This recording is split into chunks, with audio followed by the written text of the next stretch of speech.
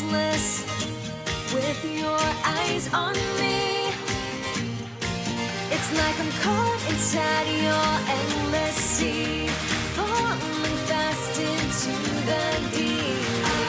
Surrender, won't be sound asleep. Yeah. I've never known a life like this, a stranger's kiss, the sweet attraction. I've never known a love like this, forbidden bliss, consumed in action. I've never known a life like this, a stranger's kiss, the sweet attraction. I've never known a love like this, forbidden bliss. I'm yours. Take me home.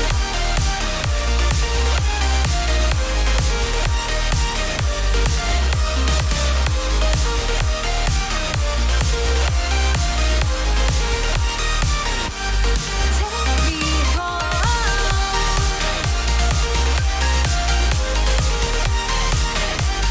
Take me home. Hold me in your heaven. I won't forget the thrill of it all. Take me home. Breathless, rising to the beat. Infectious, comes so naturally. It's like I'm lost inside your ecstasy, wondering if we could be in heaven. We make our reality. I've never known a life like this, a stranger's kiss, the sweet attraction. I've never known a love like this, forbidden bliss, consumed in action. I've never known a life like this, a stranger's kiss, the sweet attraction. I've never known a love like this, forbidden bliss. I'm yours. Take me home.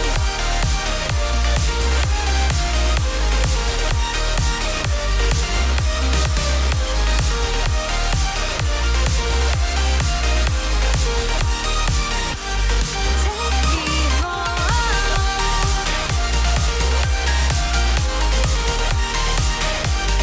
Take me home. Hold me in your heaven. I won't forget the thrill of it all. Take me home.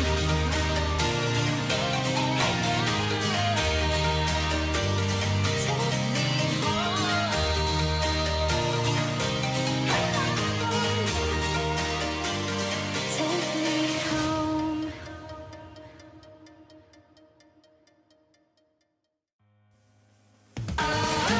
Reckless, more than I've been free. Defenseless, with your eyes on me.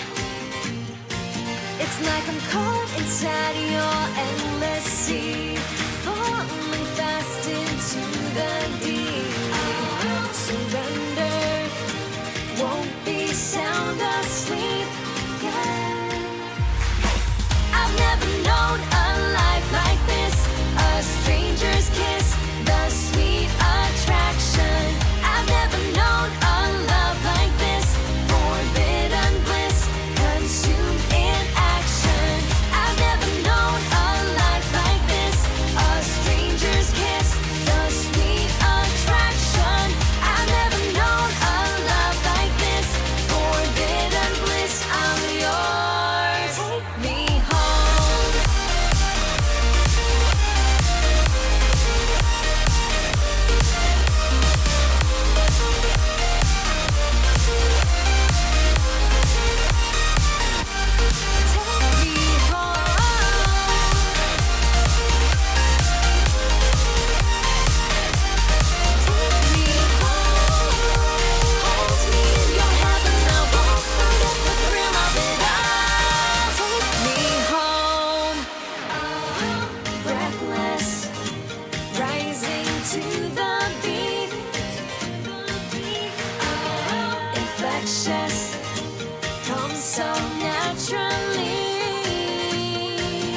like I'm lost inside your ecstasy, wondering if we could be in heaven.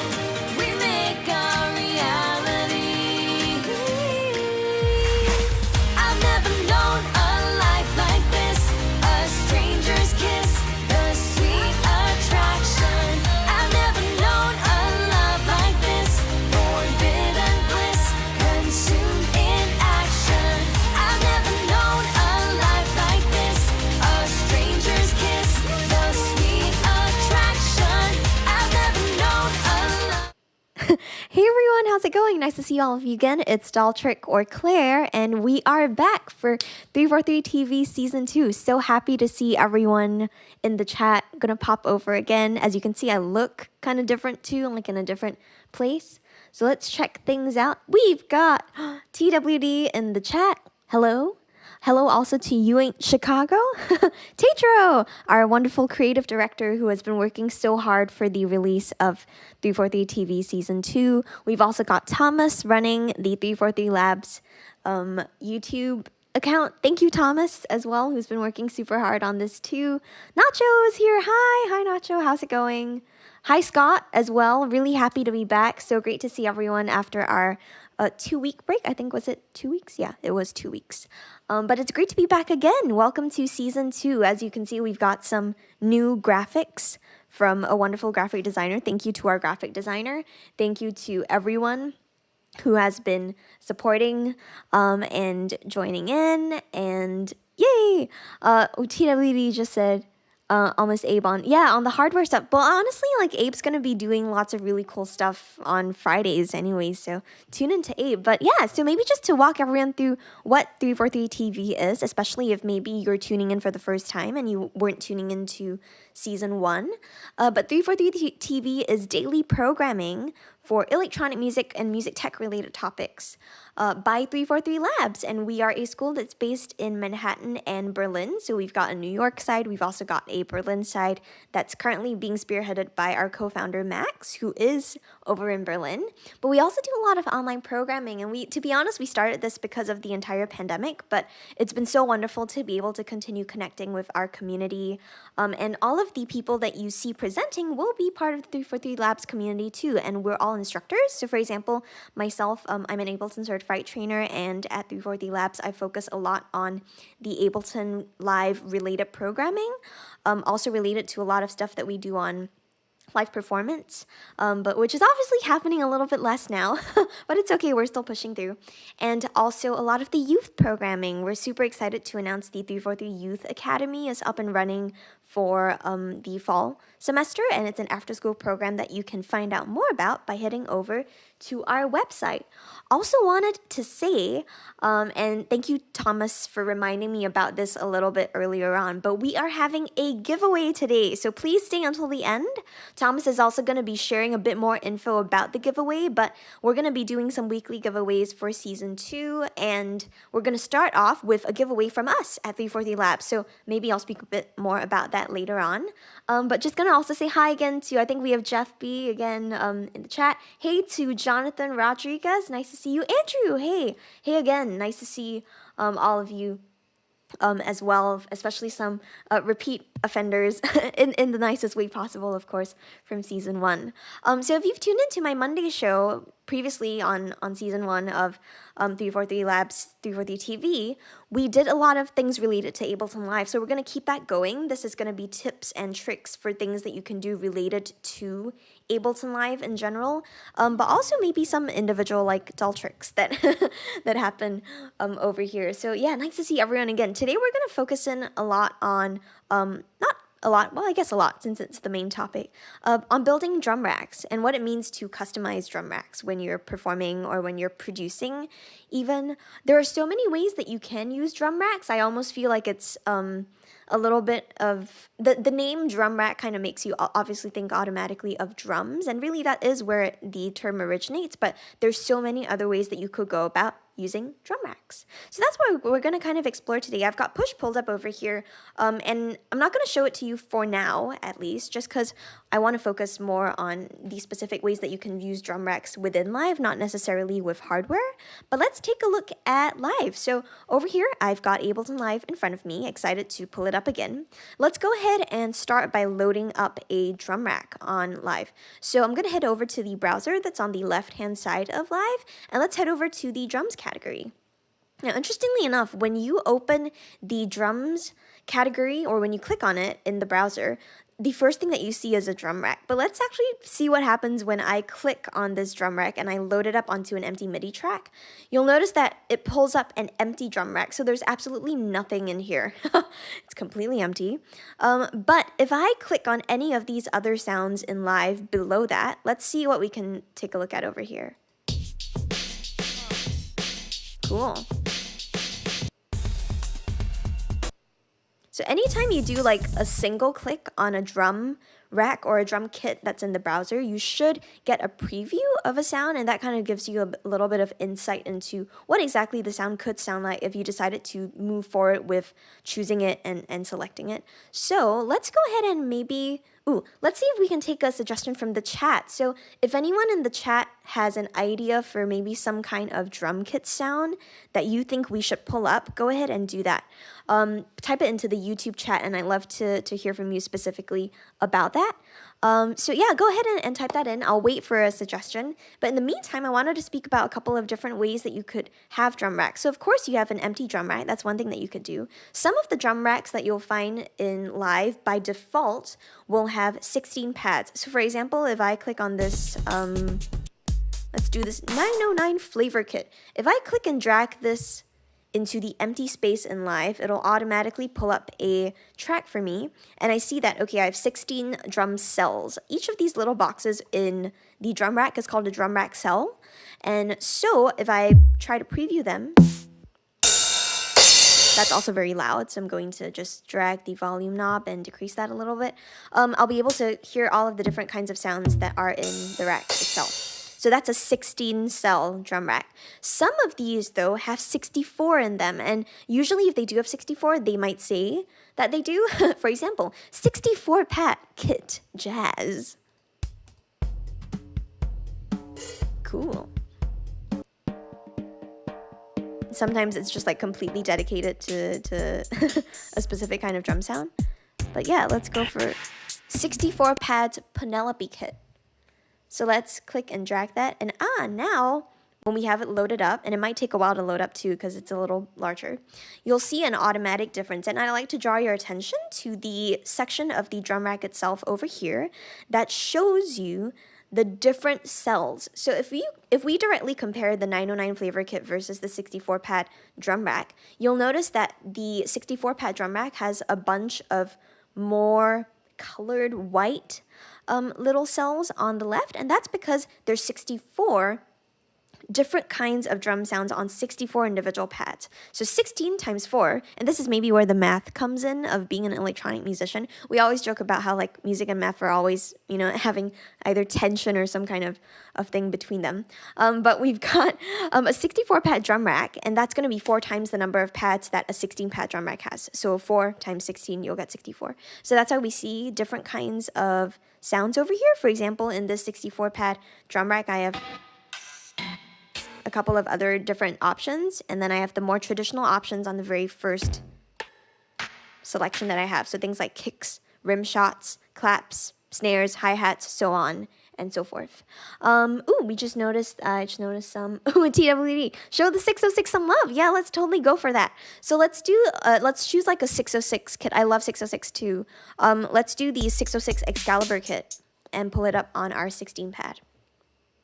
I'm also going to go ahead and try to keep myself organized. So I'm going to rename a couple of these drum racks. I'm going to click on the names of the drum rack tracks and press Command R or Control R. So Command R if you're on a Mac, Control R if you're on a PC.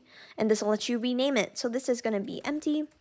And then I'm going to call this, let's call it 16 pad. And then let's call this one 64 pad. Great. So now I have 3 different drum kits, and depending on which one I have selected, I can choose what kind of sound that I'm adding up. But let's head over to our 606 first.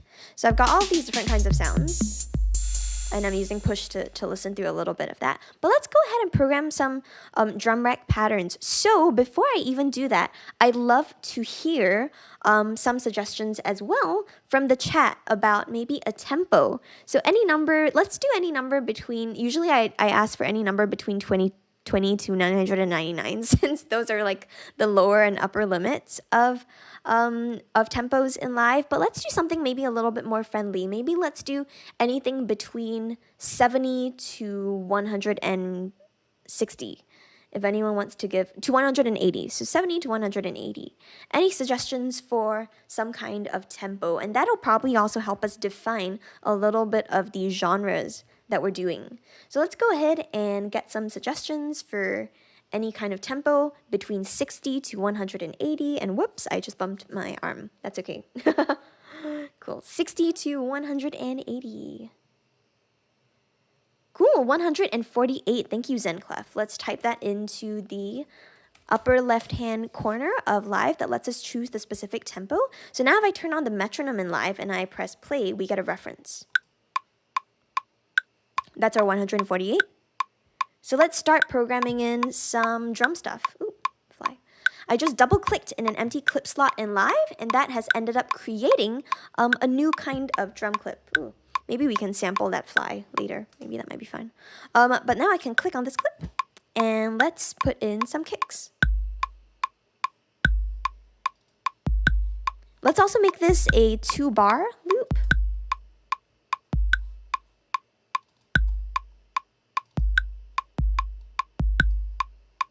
Let's put in some snare stuff.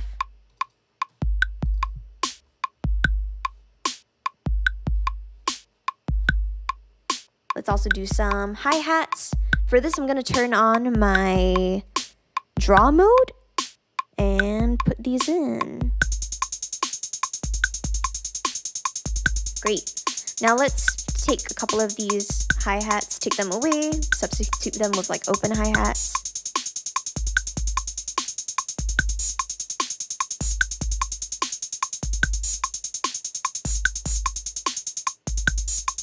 There we go. So we got a mixture of like the normal hi-hats. Great. So now that I've got this, I'm listening to a couple of the sounds. I'm also going to turn off my metronome for a little bit just so that we can hear this again. Going to press spacebar to restart transport.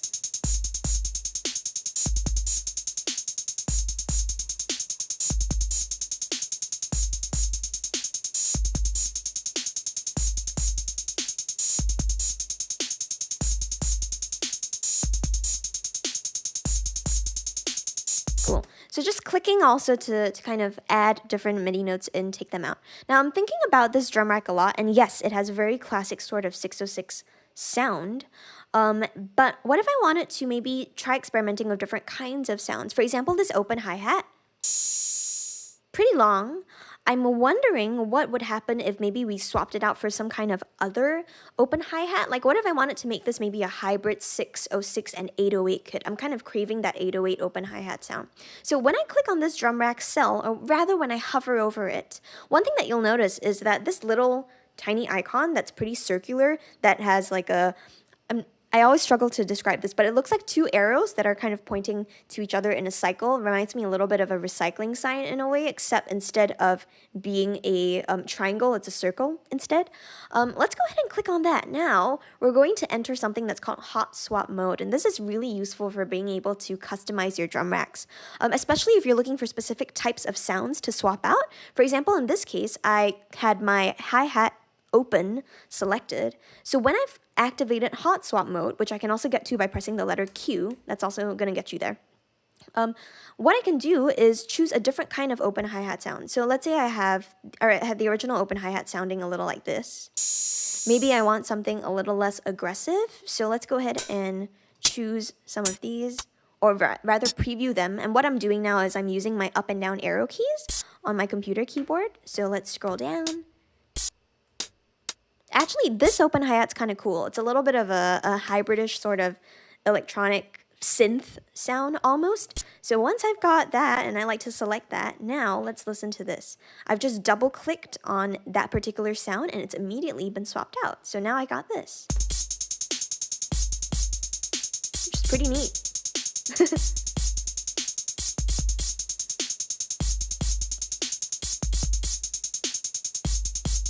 Yeah, so I'm pretty happy with how that ended up getting swapped out for the different kinds of sounds. I'm going to head back over into my MIDI notes for now though. So I'm going to press Q to exit out of hot swap mode. Going to also press Shift Tab to make sure that I get back into my MIDI clip. Now I like to maybe fine tune a little bit of the kick by customizing my drum sounds even more. And in this case, when I listened back to this,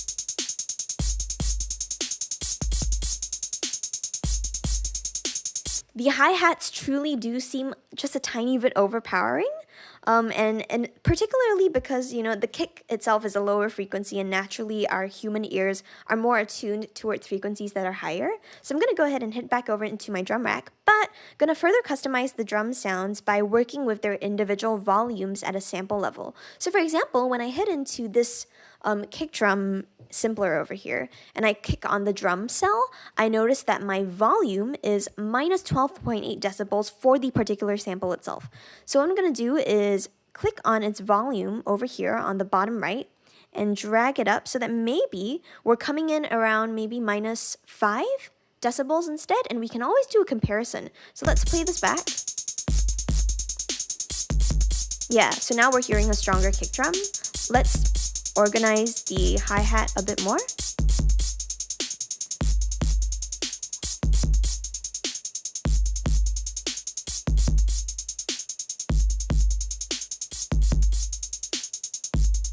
So now our hi-hat is also a little bit less. And let's also bring the snare up a little too. Great. So that's another way that you can customize your drum racks. You can change the individual volumes of your sounds. Now, something that people often ask me about, because this also kind of pertains to, it's related to volume in a way, and it's something that I'm also usually very conscious of when I'm programming drum sounds, is velocity. So another way that we could have changed the volumes, as well as the overall impact of a lot of the drum sounds going on in this particular rack is through controlling velocity. But why choose velocity over choosing something else that's, you know, directly related to volume? To be honest, I think it's pretty much up to you, and it's pretty much up to your workflow. Sometimes I play with velocities, sometimes I play more of the volumes, and generally when I turn to velocity, I've noticed that in my own productions I tend to be more concerned with velocity as opposed to overall volume when it comes to synths, not so much drum racks, and that's because velocity, especially when you're using it with some kind of synthesized sound, not only affects volume, but it also affects timbre. So for example, when you have a type of synth that is maybe playing at a higher velocity, it might sound not just louder with its volume overall, but also brighter, because maybe it is coming in with a brighter timbre, maybe it has a higher cutoff filter or a more resonant sort of resonant frequency in its type of synth. So that's something to just keep in mind. I've personally found that when it comes to drum racks, I'm fine with using either velocity, which is going to be in the MIDI note level, to control the drum volumes, or I can also do it within the drum cells of the drum rack itself. I think as long as you establish your own kind of workflow for that, it really doesn't matter too much. So that's just something to keep in mind and to consider. But over here I've got my drum rack. Let's take a listen to it again. Cool. So off the bat, it actually sounds pretty neat. And this is something that I have, that a lot of people have talked to me about too, especially coming from Live 9 to Live 10. Now at this point, Live 10 has been around for a good number of years already, but I remember the very first time that I switched over from Live 9 to Live 10, and maybe some of you also in the chat might have noticed this too, but feel free to chime in and let me know of what your thoughts are. But one thing that I loved coming from Live 9 to Live 10 is I started noticing that the presets for a lot of sounds just sound a lot better. And that's usually because if you look at Live 10 presets, for example, the Excalibur kit is a Live 10 preset, it's got a lot more processing on it off the bat. And that's kind of one of the other ways that you can customize these drum sounds. You'll notice that a lot of drum racks that have a couple more devices on them or in their processing chain tend to have some macro controls available to you to start manipulating them. And usually when we say the word macro in Live, it refers to any of these 8 knobs up at the top of a kit. You can choose to show or hide them depending on what kinds of view options you have selected. But if you want to hide the macro controls, that's going to be clicking on this little tiny circular icon over here on the top left of the macro rack, or the drum rack actually. So you can show them, you can hide them, but if you do show them, you can adjust some of these parameters on the fly. So what I'm going to do right now is I'm going to play back the drum programming clip that we had, but I'm going to start tweaking a couple of these knobs, and let's see if we hear any differences. Here we go.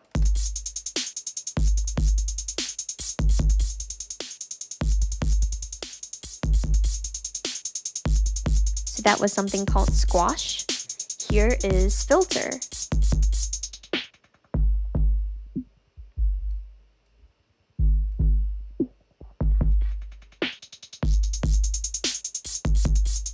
Here's overdrive.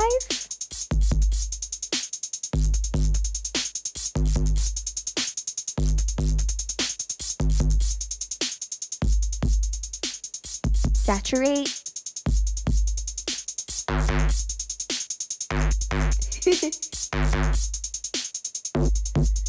Comp or compression.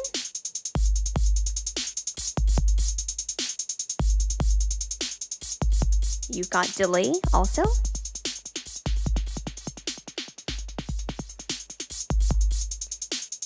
You've got a low frequency macro control.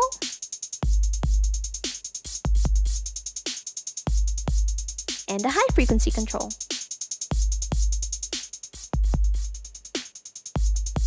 Cool. So going to take a pause there as well. Now you'll notice that some of these knobs had a little bit more of a subtle touch to them than others, but all of these have some features that are actually really intuitive for not just shaping in general from a production standpoint, but also from a performative standpoint.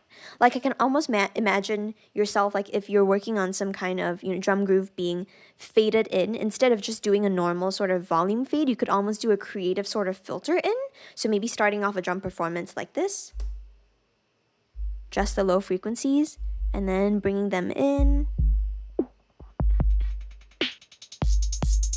So almost a very performative kind of gesture. And that's something that I loved about these particular kinds of macros and customization of a lot of drum racks. This is something that you could also do on your own too. And that's something that we might actually get into in future weeks. Hint, hint, if you tune in for the next couple of episodes of tips and tricks. But immediately, that's something that I think we often overlook a little bit of.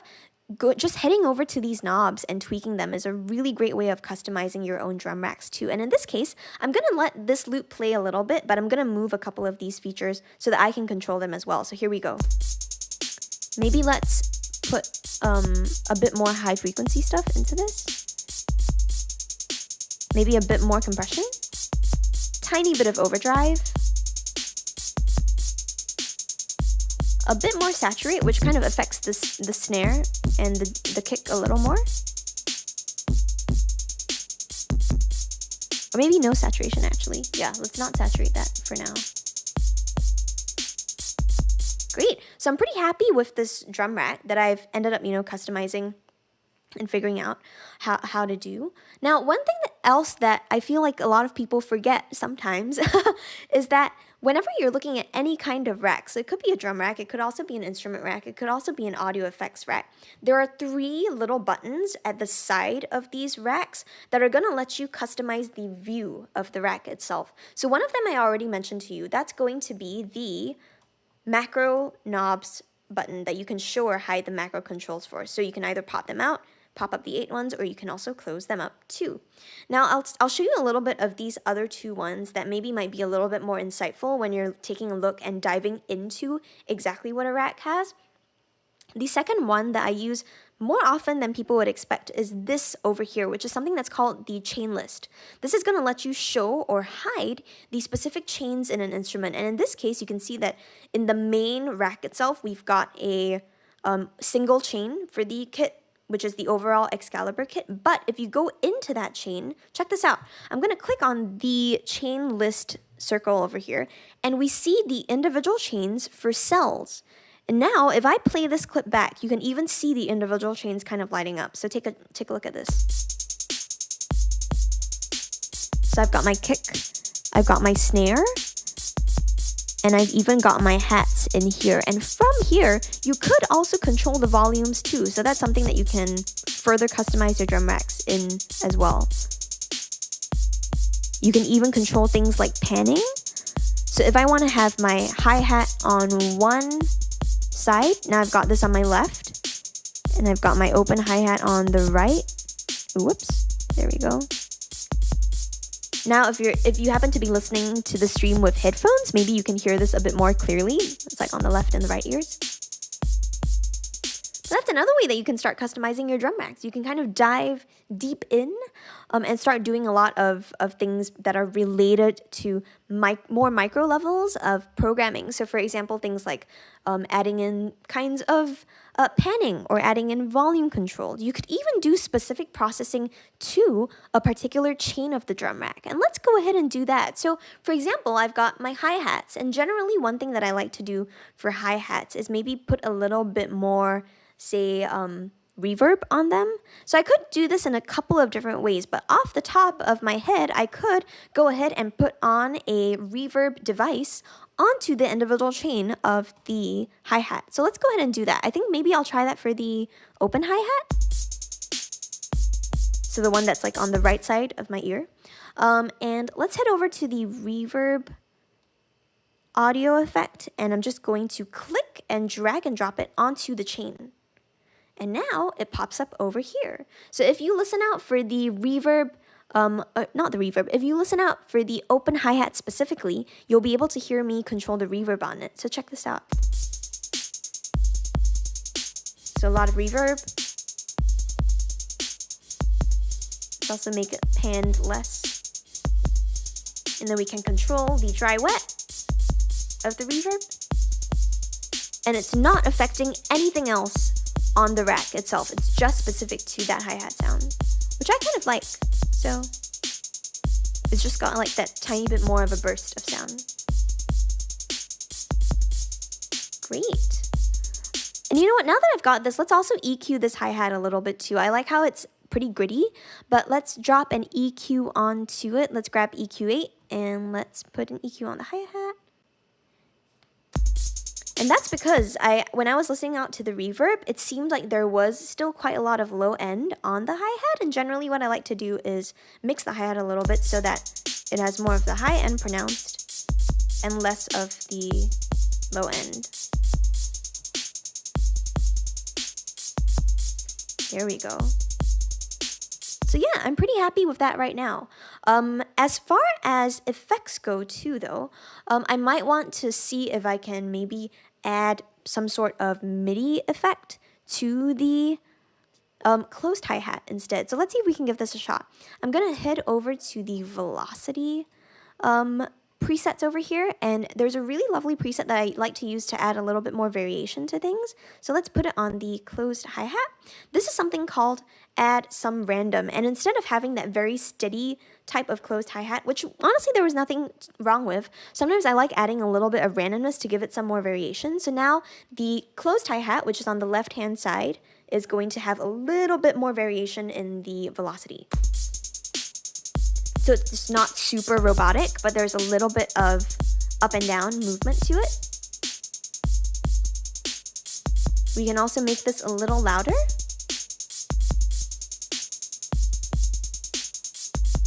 By changing the volume within the sampler, or within the simpler, really, in the drum cell. And great, now we're starting to come up with some kind of drum rack that ends up being a lot more punchy, I guess. And not punchy necessarily, but when it's more well balanced, it ends up being more impactful. Yes, that's the word that I was looking for.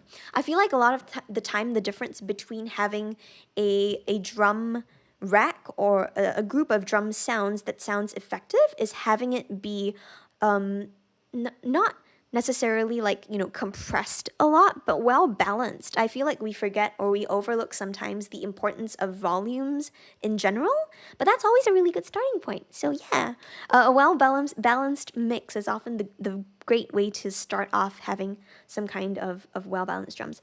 TWD, I just saw your question. You might have missed it. Are we also tweaking stereo spread? No, I have not touched stereo spread at all, but I have touched panning. So panning is, I would say, the initial first step that people always overlook too. Like we often jump to stereo spread the moment we hear a difference in, say, the left or the right ear, but sometimes it's just taking a mono sound and putting that elsewhere in the stereo spread itself, in the stereo image rather. So yes, TWD, we're talking about stereo stuff, but we're not talking about stereo spread. We're just talking about panning. I just took my hi-hat, my closed hi-hat, panned it to the left, and I took my open hi-hat and panned it to the right. So immediately we got a little bit more interest. This is as opposed to stereo spread, where it will take usually a single copy of the signal and then spread it out. But we might not want that for our kick drum, for example. So usually I tend to keep kick drums, so anything that's lower frequency like bass as well, very focused, and keep that mono versus having higher frequencies. Higher frequencies a little bit more spread out. So you'll end up getting a little bit of this.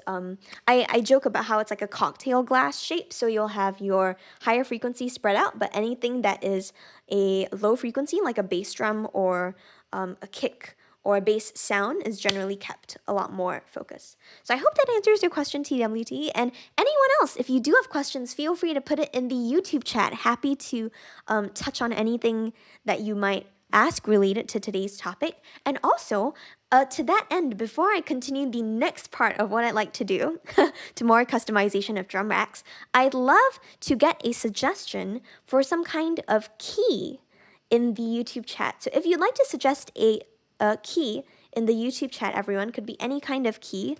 Please also include maybe whether you'll have it major or minor, but more importantly, we'll do the sound itself. And I'm also going to take, not the sound, but the note itself. So I'm also going to take a quick drink of coffee. If we have any other coffee fans, let me know in the chat also. Yay, coffee. But yeah, let's get a key from the folks tuning in. Ooh, also, hello to anyone who might have just tuned in. I saw the numbers bump up a little bit. Welcome to 343 TV. This is the Monday show with dolltr or Claire.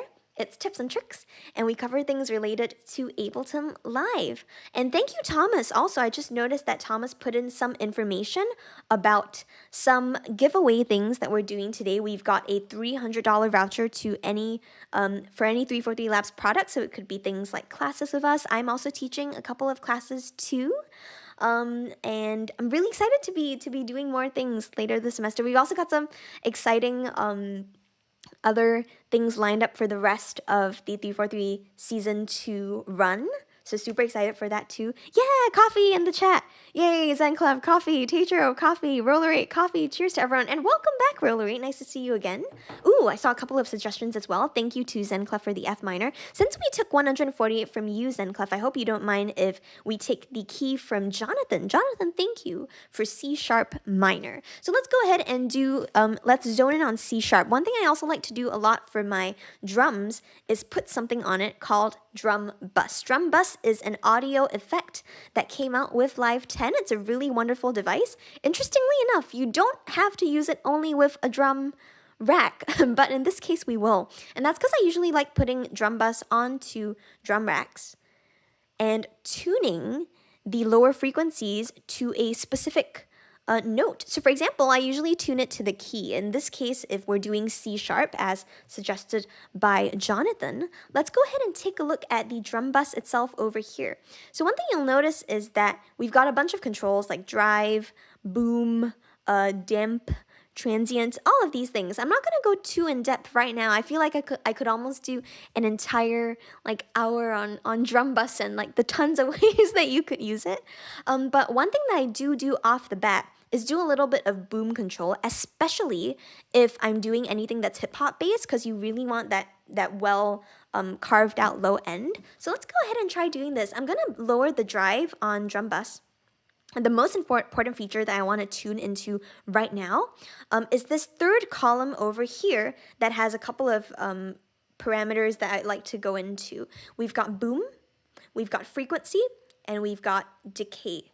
Now, since we're doing C sharp minor, let's go ahead and tune the lower frequencies to C sharp. So what I'm doing now is I'm clicking on the frequency knob and I'm just dragging up and down. Let's drag this until we see about C sharp over here. Now, once you see this little tiny, I always almost say box, but it's really some kind of like rounded box.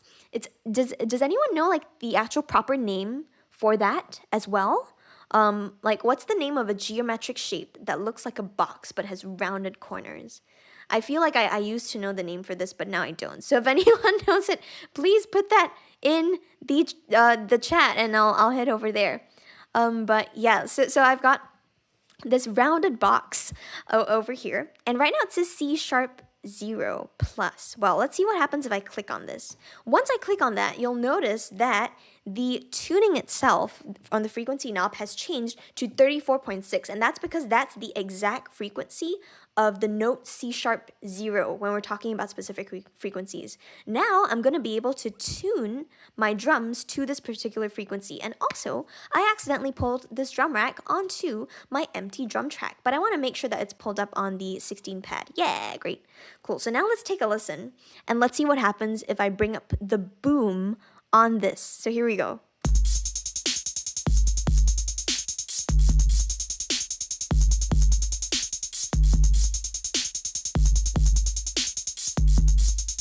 Haha.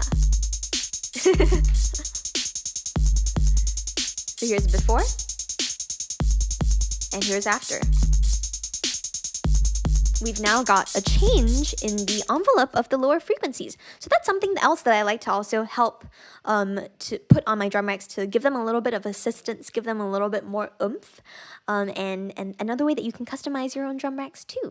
We had a question. Oh, hi, Nishark. Nice to see you again. Thanks for tuning in. Jonathan, I was wondering how to use buses in Ableton. It's not the same as grouping. Yeah, that's a great question, Jonathan. There's a couple of things in your question that I would like to address. And again, forgive me for seeming pedantic, but everyone who's tuned into my streams before will know that I have a piece of merch that's coming up that will have the words Ableton is the company, Live is the software.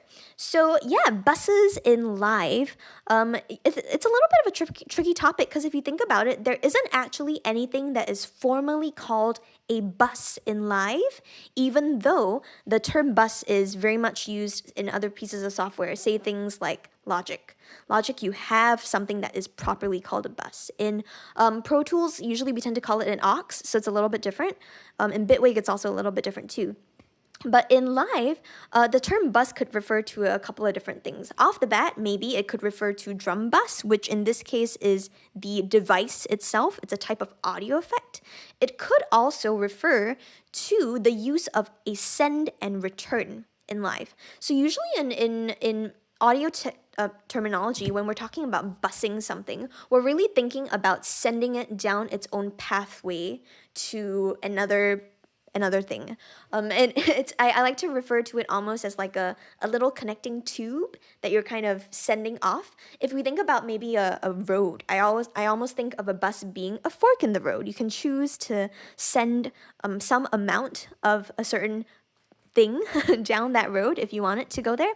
So if I wanted to send this to a bus in the sense of a return track, I could do that by sending it using the knobs over here.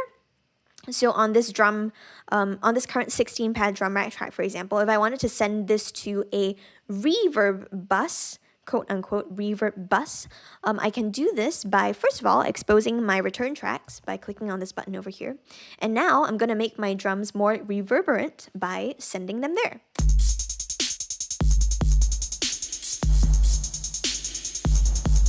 Lots of reverb. Reverb for days. So that's one use of the term bus. Now, another way that you could use the term bus as it relates to Live is actually by doing what you said just now, Jonathan, which is by putting it in a group. So sometimes people will use the term, I'm currently compressing my bass bus.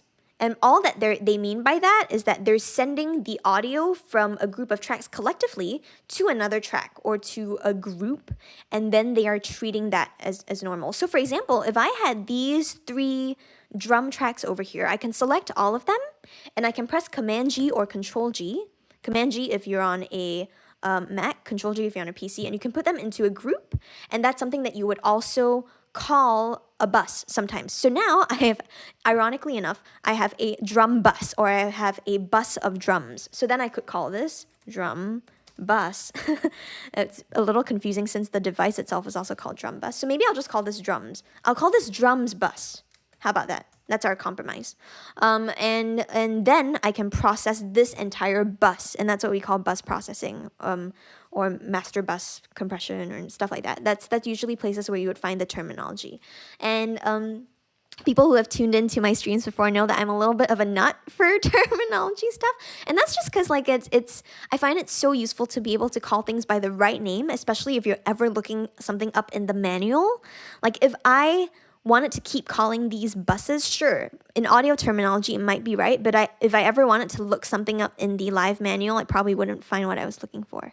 So Jonathan, I hope that answers your question in numerous ways, at the expense of being pedantic. So again, apologies for being a little bit of an Ableton nut about terminology and manual stuff. Again, Ableton is the company, Live is the software. Soon I will have merch out that has that. And I hope that you will consider checking it out too. But I hope that answers your question, Jonathan. Great questions. If anyone else has questions, feel free to put that in the chat. Yeah, TWD, absolutely. Drum bus bus. And Andrew, yeah, totally. Thank you. I'm kind of digging the reverb a little bit as well. So maybe let's go ahead and put a little bit of it in over here.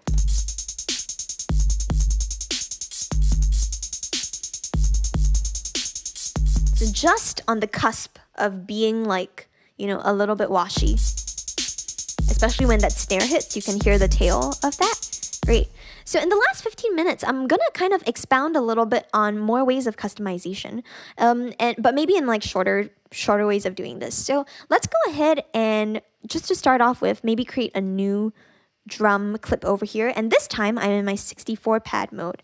So one thing to think about also is that whenever you're working with drums in 64 pad mode, you have access to 64 different kinds of drum kits really. So you can go ahead and click in your drum rack, and when you scroll up and down, you'll have a lot more options available. So let's go ahead and maybe put in some kicks over here. I'm going to stop this clip and start this one.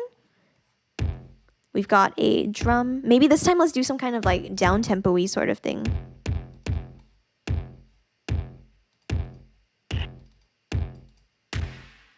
Yeah. And let's do like some hi-hats also.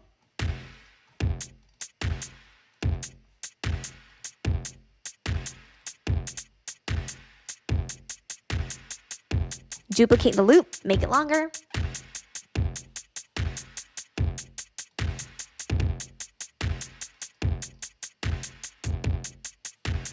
Maybe add some percussion on the top.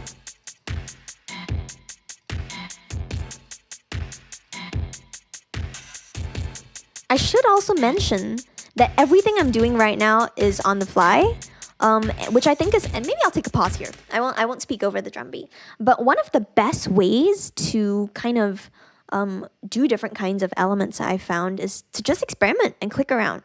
And if it doesn't sound good, that's okay. But if it sounds good, then great. You've got yourself some programming stuff. So that's another thing that you can consider. Like if you're ever using different kinds of drum sounds, just like go for it. Experiment with different kinds of things. Now, what if I want it to be a little bit extra? I've got 64 pads here. What if I need more sounds?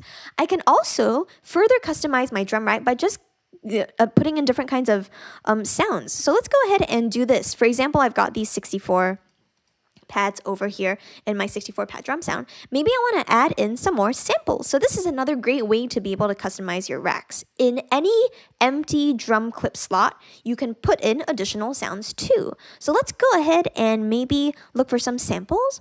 I'm wondering if I have anything in the key of C sharp, according to the suggestion that we had just now from Jonathan. Ooh, it looks like I might actually. Maybe? No, a couple of these are in C. So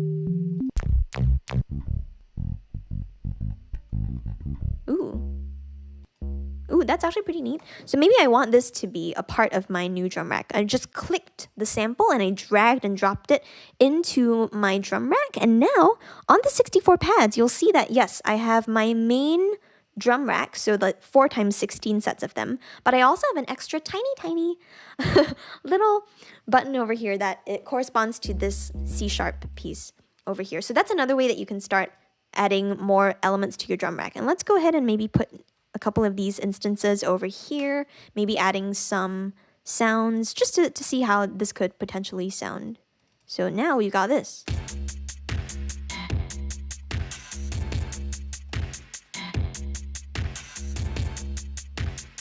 Cool. Adding in different kinds of sounds. Even replacing sounds directly. For example, just now you'll notice that I did the hot swapping then where you're switching out different kinds of sounds. If you know for sure that there's a sound that you might want to replace, maybe you don't even need to hot swap. Like you're so confident that you want that to be in the place of something else. So maybe if I look for a clap that's reverberated, like I like this current clap that I have, but I want my clap to be like super long. Like that. I want that extremely long clap to be my clap. Let's go ahead and replace it directly. So click, dragging and dropping directly on top of a drum cell. And there we go. Lots of stuff. So another way of customizing individual drum cells, just clicking and dragging and dropping. Ooh, we saw a couple of other notes. Christock or Christoke, hope I'm pronouncing your name correctly to some degree. Will there be a recording of the live stream after it's over? Yes, there will be. So all the streams will be up on our YouTube channel. And if you'd like to be notified of when the next stream happens, you can always subscribe and turn on the notification bell. So that way when we stream next, you'll be able to get a little notification for that. So I hope that helps. And welcome, Chris Stock, if you've tuned in a little bit later. TWD, if playing with tuning the kicks, would you recommend cloning the kick or playing with automation? I'm not super sure what you mean by that, TWD.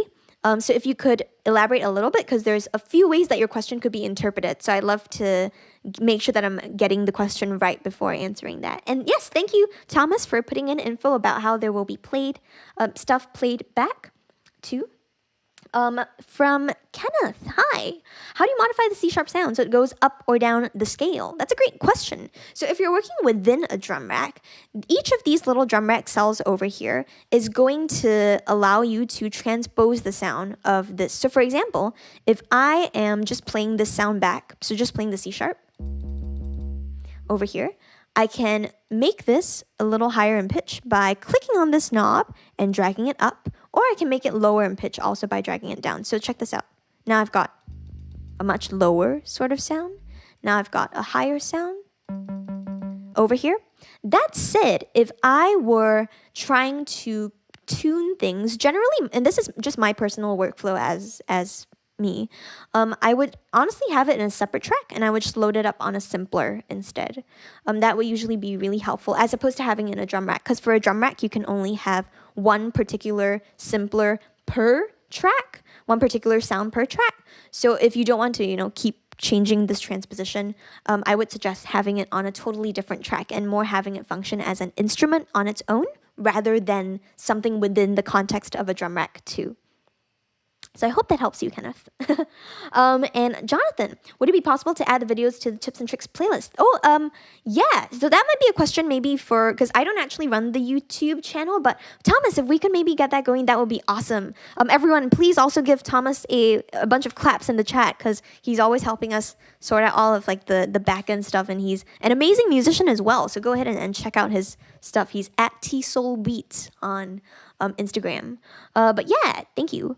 Appreciate it. I think that's something that we could definitely do. And I would also like to add that as far as programming goes, I'm also having a series on my own channel too. I go by dolltr on YouTube. You can find me there.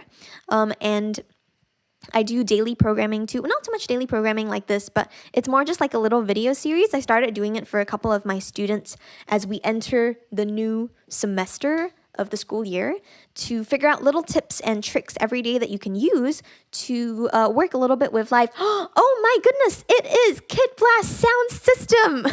Everyone, give a hand for Steven. Steven is amazing. He presented at one of our user groups. Oh goodness, my words. User groups before, because 343 Labs also runs the Ableton user group for New York. Steven is an amazing musician. He's also helping out with a program that both of us were a part of called the Transmute Accelerator from a dear friend and colleague of ours, Laura Escude. And Steven's an amazing live performer. So check out his stuff too. Thanks for tuning in, Steven. David, a question from you. How would you apply an audio effect to one pad in a drum rack instead of the whole rack itself? So David, maybe you missed out on our on something that we did earlier in the stream, especially if you just joined in. So you can always watch the stream earlier on, but I do go through that. I go through how you can apply a specific effect to one particular drum rack pad, or a chain rather, within the drum rack. That's what we're doing it to. So if you want to scroll back or watch the replay later, you are more than welcome to. I did want to do one more thing before I end today, and maybe this will be the last thing we do before we finish. So I've got my pre-made 64 pad, I've got my 16 pad, but by all means, you can also create just an empty drum rack that's customized from scratch, especially if you have samples in mind that you would like to do. So sometimes I even use drum racks as racks for other kinds of sounds, other kinds of samples. Maybe for some vocals that involve shouts. So like, hey, sometimes I record some hey, or I use some hey samples to make things a little bit more interesting. So in this case, I have a couple of hey samples in my library. For example, that's like an FXC sort of hey. So I can go ahead and click and drag and drop into any of these that I have over here. Could be anywhere. As you can see, I've chosen a higher up drum rack to do this. Maybe even one hey over there. Let's just put in a couple of hey sounds. Maybe I got a female hey over here, a male hey over there. Any kinds of other heys. Here's a group hey. Yeah, cool. All the heys. So now instead of empty, I can rename this track hey and put in some other sounds too. So maybe I've got a hey there. Maybe I've got a hey here. Maybe I've got another hey over here, and then one more hey right there. So now I've got this.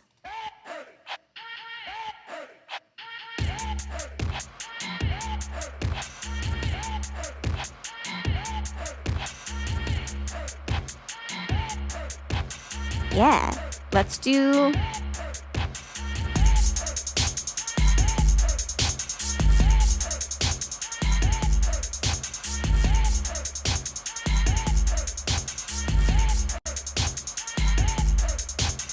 all the haze for days.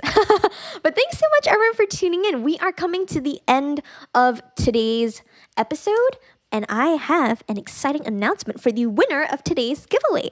But while I'm getting the winner name pulled up, I just wanted to add that, yes, if you would like more content from us at 343 Labs, please subscribe to our channel. And you can also subscribe to my channel, which is dolltr on YouTube. I have a series called A Trick a Day, where I post a 5-minute video every day about a trick. And sometimes I also include things for Logic. So right now I'm doing Logic tricks on that particular episode, but there's also lots of different kinds of Ableton Live related tricks. And also, thank you. Stephen just mentioned that he does the spoken word samples and drum racks. That's absolutely a really great idea. I think for me as well, now that I think about it, usually when I do anything related to speech or vocal chops, also always in a drum rack too. Yay! Fire from TAETRO! TAETRO, thanks for tuning in. TAETRO's the amazing creative mind behind 343 TV, everyone. Please give him a big thank you. And we have a winner.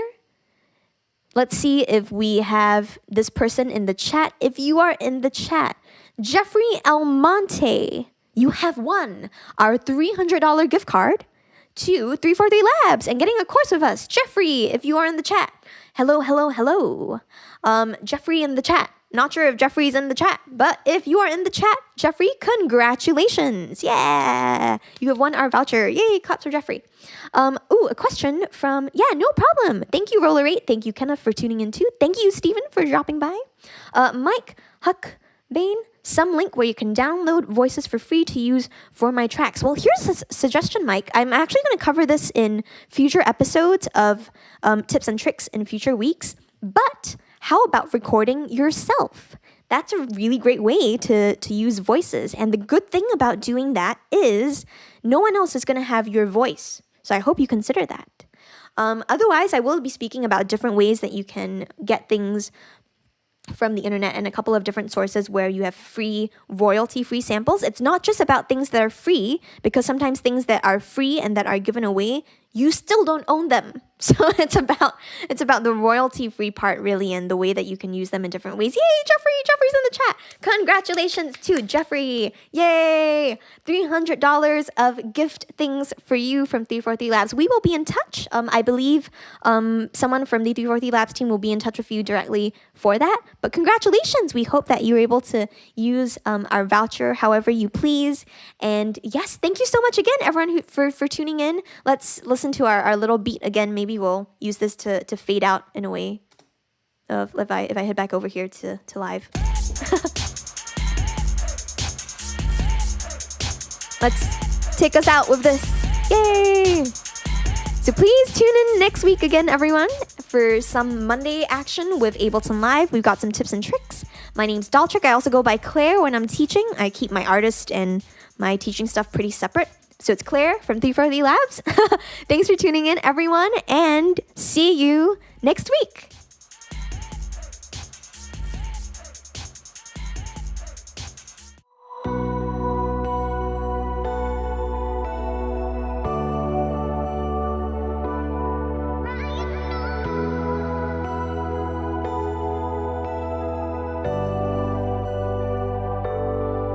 Morning light, break me through the dark. One so bright, show your dying star. Cold as ice, piercing through the heart. Warm the skies, melt the days apart. Wanna hide away, try to run away, tell me if you could save me. Got me falling through ashes, in the dust of the winter blue. Crying no, take me back home, don't leave me alone. Keep me from running to you, still lost in the ashes, in the wake of the burning truth. Rising no, up in the night, don't put out your fire, won't keep me from longing for you. Awake, caught in fantasies, every place, broken memories. Gonna find a way, gotta throw away all of what you gave, no, can't let this go. Wanna hide away, try to run away, tell me if you could save me. Got me falling through ashes, in the dust of the winter blue. Crying no, take me back home, don't leave me alone. Keep me from running to you, still lost in the ashes, in the wake of your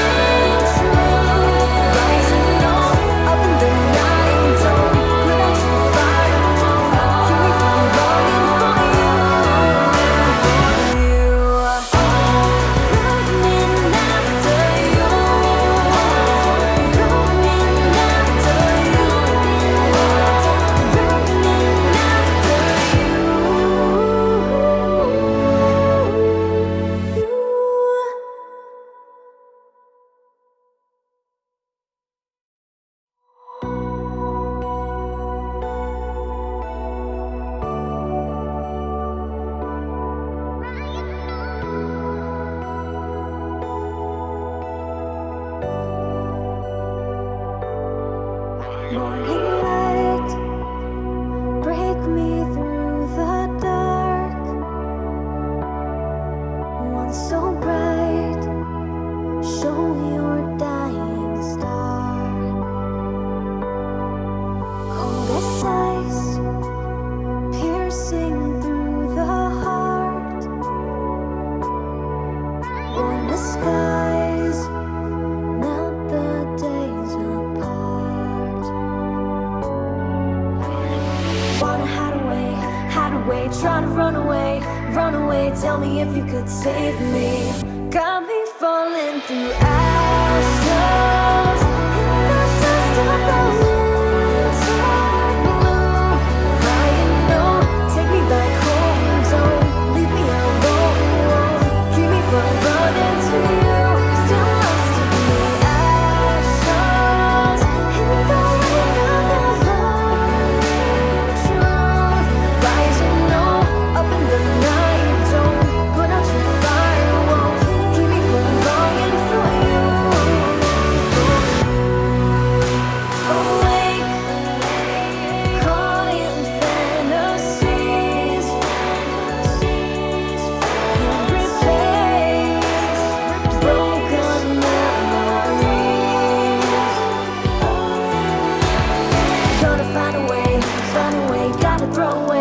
Throw away all of what you gave, no, can't